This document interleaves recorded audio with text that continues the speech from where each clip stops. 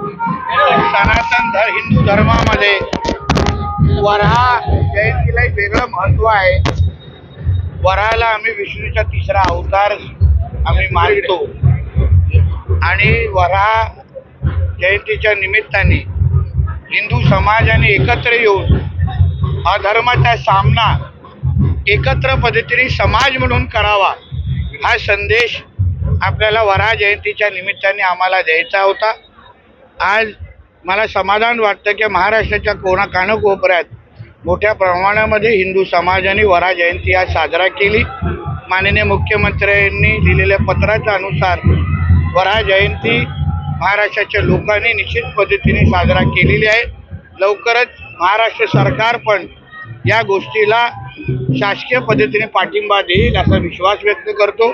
त्याचबरोबर आमच्या पाठ्यपुस्तकांमध्ये आम्हाला औरंगजेबाबद्दल शिकायचं नाही आहे, टिप्याबद्दल शिकायचं नाही आहे, आम्हाला वराह जयंतीबद्दल शिकून घ्यायचं आहे।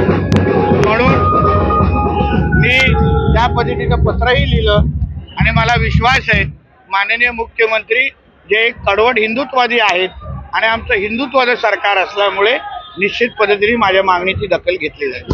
म्हणणं आहे की एकच धर्म म्हणजे हिंदू धर्म, सनातन हा धर्मच नाहीये, मुळात कुठेतरी सनातन हा जो तो या ठिकाणी धर्म नसल्याचं त्यांनी हीच हिंमत त्यांनी इस्लाम बद्दल बोलण्याची दाखवावी, असंच काहीतरी कुराण बद्दल बोलून दाखवावं। सगळी हिंमत, सगळी विश्लेषण, सगळंच मार्गदर्शन हे हिंदू धर्मालाच होतं। सगळ्याच पद्धतीच्या टिप्पण्या देण्याची हिंमत ही फक्त हिंदू धर्मालाच होते। त्यांनी मुंब्राच्या चौकात उभं राहून सांगावं की इस्लाम नावाचा धर्मच नाही, सांगावं ना।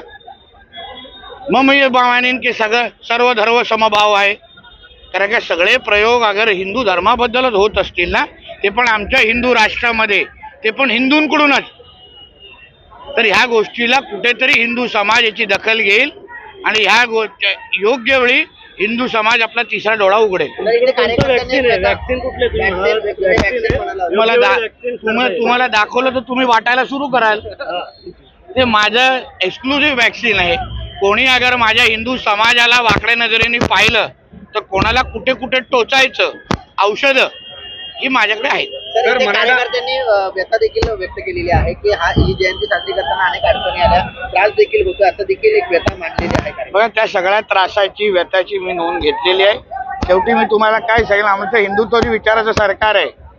आमच्या या हिंदू समाजाने आम्हाला निवडून इथे आणलेलं आहे, म्हणून हिंदूच्या समाजाचे सण अगर कोण साजरा करण्यामध्ये अगर अडचण आणत असेल तर त्याची योग्य पद्धतीने नोंद घेतली आहे। बघा, आणि त्यांनी सांगितलं की कुठल्याही आईबद्दल मी बोललो नाही असं स्पष्टीकरण देखील। एक तर आरक्षणाबद्दल जे जरांगे पाटील जे बोलतायत त्याला उत्तर देण्यासाठी आमच्या सरकारने एक उपसमिती जाहीर केलेली आहे। माननीय विखे पाटील साहेब त्यांचे अध्यक्ष आहेत, म्हणून त्याबद्दल जी अधिकृत माहिती तुम्हाला द्यायची आहे ती त्या निश्चित पद्धतीने देतील। आणि म्हणून आणि दुसरा विषय, जे आमच्या देवेंद्र फडणवीस साहेबांच्या आईंबद्दल यांनी काल भाषणामध्ये जे बोलले ते व्हिडिओ फिरतायत। मी हेही त्याबद्दल उत्तर देताना बोललो की अस्सल मराठा आहे ना, कधी कोणाच्या माता भगिनींवर चुकीचं बोलत नाही। आमच्या शिवरायांची शिकवण आहे आम्हाला। शिवरायांनी तर परक्यांच्या पण स्त्रियांना मान सन्मान दिलेला आहे स्वराज्यामध्ये, आणि अगर त्या शिवरायांना अगर आम्ही मानत असू तर अशा पोटाच्याही आईच्याबद्दल कोणी बोलता कामा नये। आणि अगर आमच्या फडणवीस साहेबांच्या आईबद्दल कोण बोलण्याची हिंमत करत असेल ना, तर आम्ही पण 96 कोळी मराठी आहोत, जीव हासडून हातात देऊ आणि मग पुढचा कार्यक्रम करू। पूर्ण जाम होऊ शकतो, गणेशोत्सव आहे या ठिकाणी मुंबईत। बघा, याबद्दल आदरणीय मुख्यमंत्री आहेत, दोन्ही उपमुख्यमंत्री आहेत, आमचे उपसमिती आहेत, त्याबद्दल योग्य तो निर्णय घेतील। पण 27 तारखेला गणेश उत्सव आहे, या उत्सवामध्ये कुठेतरी आंदोलन होऊ नये या प्रकारची भूमिका सरकारची निश्चित पद्धतीने आहे। बघा, शेवटी सगळ्या गोष्टी संवादाने सुटणार। मुख्यमंत्री असो, आमचे दोन्ही उपमुख्यमंत्री असो, हे संवादाला तयार आहेत।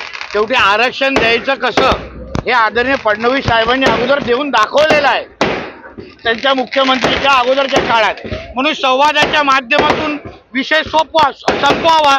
अगर वादच करायचा असेल तर तो विषय वेगळा आहे, आरक्षण मिळवायचं असेल योग्य मार्गाने तर सरकार संवाद करण्यासाठी तयार आहे. तर लक्ष्मण हाके वारंवार आरोप करत आहेत, त्यामुळे तेढ निर्माण होतोय ओबीसी आणि मराठा. काय वाटतंय काय? मला अजूनपर्यंत त्यांच्या आरोपाची माहिती घेतली नाही, हे घेऊन मी बोलतो.